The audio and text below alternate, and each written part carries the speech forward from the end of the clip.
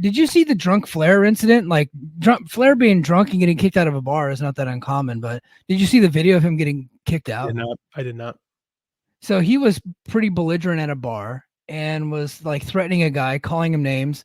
One name actually, oh man, I think I tweeted out, but he called him Nicholas Dickhead, which I think like every person in my life that is named Nicholas, that is just now their name. Like this is what I'm gonna call him. He said he was trying to ask him what his name. He said Nicholas. He goes, oh yeah, Nicholas Dickhead. And I was like, yes. And then I think he called him. I don't know if it was trying to be a racial slur, but it certainly came off that way. He called him like an Egyptian. I don't even know what that was supposed to mean. I don't know if the guy was Egyptian. Dude, it was like so bizarre. Anyway, he is drunk and belligerent and being mean, threatening to fight people, being Flair, but it all gets caught on video. And I guess my question to you, and I guess I'll pitch it to the chat too. Should AEW like cut ties with this guy by now? Like this guy, like I don't know, like I know that he's paying to kind of be a part of their company, but it just seems like I don't know, man. Like this week was just like I know that's not it's pretty typical Flair behavior. Like that's what you get, but the video was not cool. If Flair was on the TV show week after week, I'd say yeah, cut him loose.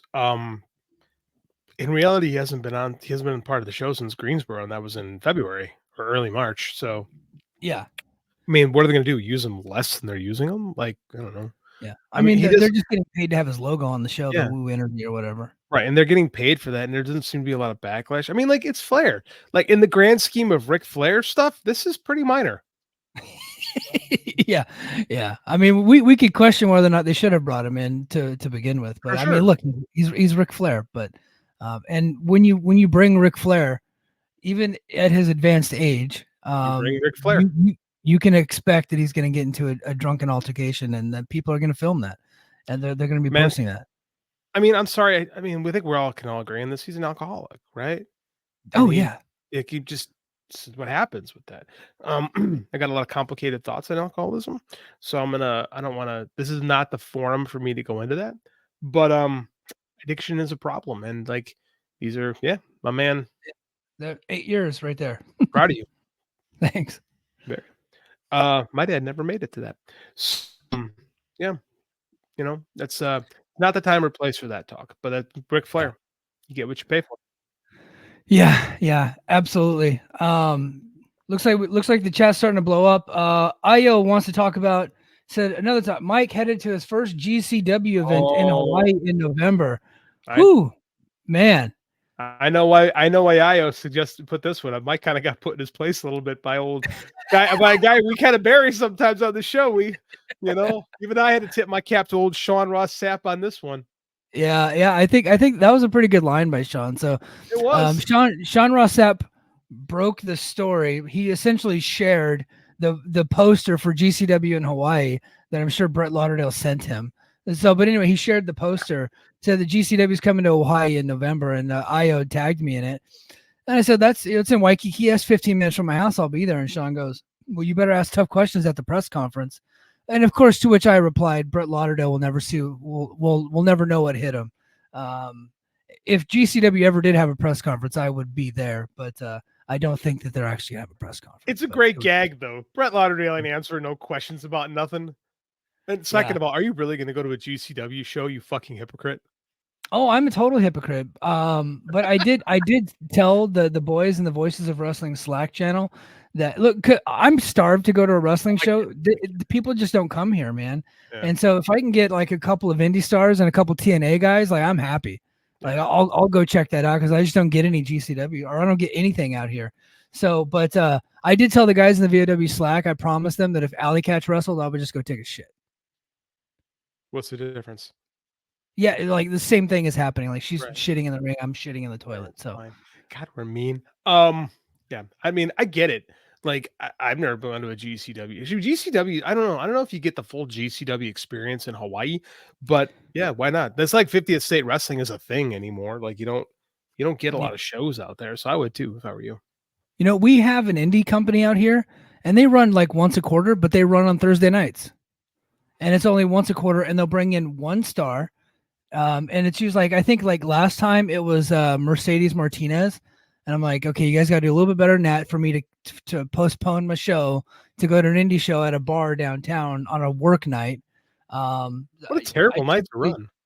I typically do not do anything on work nights. I just like I'm in bed by like 9:30, so I don't I don't want to go to downtown Waikiki on a work night. But You so almost said they school night. typically run late. Yeah, school night. They typically run on Thursday night, so I just have not gone. But if GCW runs a weekend, I'll probably go. But here's the problem: it's like 2 weeks after my son's supposed to be born, so that might complicate Uh, things.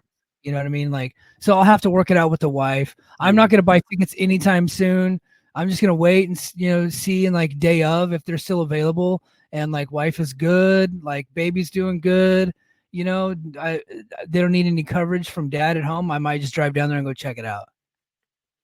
I went to a Ring of Honor pay-per-view during and after Andy's christening, and his christening was 5 hours away from where the pay-per-view was. So I literally finished lunch, wife, I'll see ya, and then drove back to Chicago so I could watch Okada and Moose team up against Michael Elgin and somebody that I forget. Yeah. Good show All though. right. Yeah. All right, what else we got in the chat? So this guy RK says you guys need to bring back dumb tweets for the guy. Basically said she got what she deserved because of what she wears. Tweet about the Skye Blue heckler the other night. So I guess Skye Blue got heckled. Like this guy was saying like super like disgusting like sexual comments towards Skye Blue, and I guess he had his kid with him when he was doing that, and he ended up getting kicked Ah, out. good. Yeah.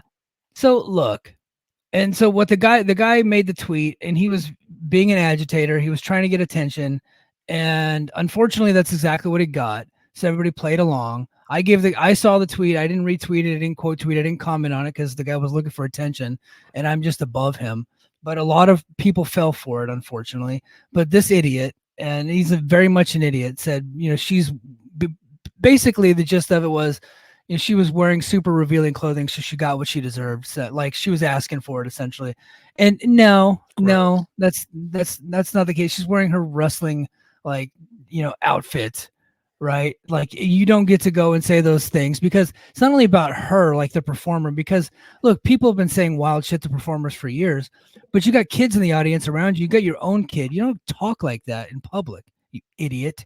Right? He deserved to get kicked out, and he's lucky he didn't get his ass whooped. Remember this story years ago where at a Ring of Honor show, I think in like Washington or Oregon, where this one dude was kind of being accused of heckling, I think Angelina Love or somebody like Yeah. that. And Bully Ray pulled the guy into the back and kind of like intimidated him a little bit, told him not to talk like that. And then he said, now go be a fan. I was on Bully Ray's side. I was Yeah. on Team Bully Ray. And a I lot of people said he was out of line for correcting that motherfucker. But I was on his side because I don't think that's appropriate. No, I agree, and I guess because specifically it was Bully Ray, like the internet fans kind of went against it because everything. If you're from the Attitude Era and you say something, everything you say is bad, right? Yeah. Then it's bad because you're what is the term they use? You're old or something like that. There's a Well, phrase for and it. not only You're a that, because boomer, and because ECW, they said like awful stuff back then. So, oh, well, you're a hypocrite because 15, 20 years ago, you said that was okay. People get older and they change and society changes. You got to change along with it. And he was right? telling the guy, that's not appropriate anymore. We're not having it here. And he was Mhm. being a locker room leader and protecting his locker room like a real man does. So God bless him. Yeah, no, I agree 100%. Like, and as a dad who brings his kid to shows, like I can't use that kind of language. I don't use it in my regular life, let alone around my child. Like, Yeah. you want to know where scumbag dudes come from? They come from the children of scumbag dudes, Mm-hmm. right? You're raising your kid to be a piece of shit. Don't do that, man. As dads, we have to be better. Mike, you're gonna have a son, and it's you're gonna have the responsibility now of trying to rear young men. Like I'm in the same boat, man. It's like you see all these problems and you see this little boy that's a piece of clay and you can mold him.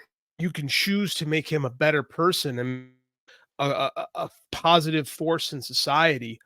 Or you could say, well, this is the way I am. This is the way I was brought up. And you can try to make him the same way that we were growing up. And I think that you and I both agree that the language and the attitudes that people our age and even we had 20 some odd years ago are not good. Yeah. Right. I don't want Andy saying the kind of things that I said when I was in my teens and 20s. Right. No. So I'm not No. going to talk like that around him. And I'm going to teach him we don't think like that. We don't talk like that. We don't try to sound cool, you know? So Fuck that guy. Yeah, yeah. You know, like, look, somebody, if Twitter was around in like 1999, I get the feeling like if I was tweeting in 1999 and that got brought up today, I'd be done for. I probably wouldn't even have a job with the stuff that I thought was acceptable when I was a teenager.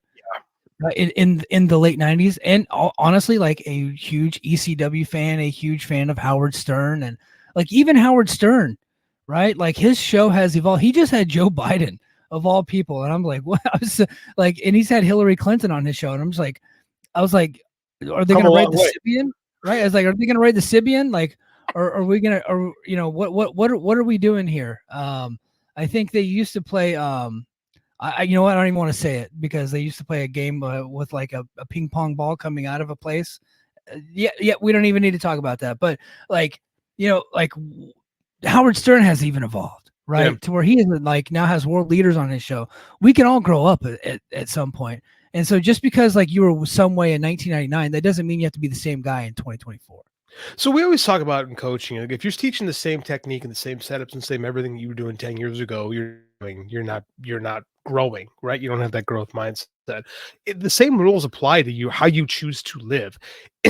Sometimes, like you and I have talked about how sometimes we backtrack into stupid stuff that we say, right? We just Yeah. sometimes you just slip and you're like, oh man, got to be better than that, right? Yeah. And like, but we know it, right? If you make a mistake sometimes, you gotta correct and make, okay, I gotta be better. I didn't mean it. It's just sometimes it's just vernacular, right? We gotta be better. And like you can't the whole she deserved it because of how she's dressed. I mean, that's rapist justification. Like that's how you Oh, sound. Like yeah. that's gross. You're engaging in like rape culture at That that is. point. Right. And okay, we're two 40-year-old dudes that are fairly masculine dudes. I don't think anybody could use us for any, we're dudes, like, and we're talking Yeah. about like contributing to rape culture. That's a real thing, right? It's dehumanizing of women, and we have to be better than this, man. Yeah. We have to be better Yeah. than this. We do. And you know what? And like, I think I remember like in my 20s, someone's like, you're probably gonna have a daughter one day, and you're gonna regret a lot of the stupid things you're saying. I was like, boy, were they right. Because the way I was behaving back then is I'm just like, oh my God.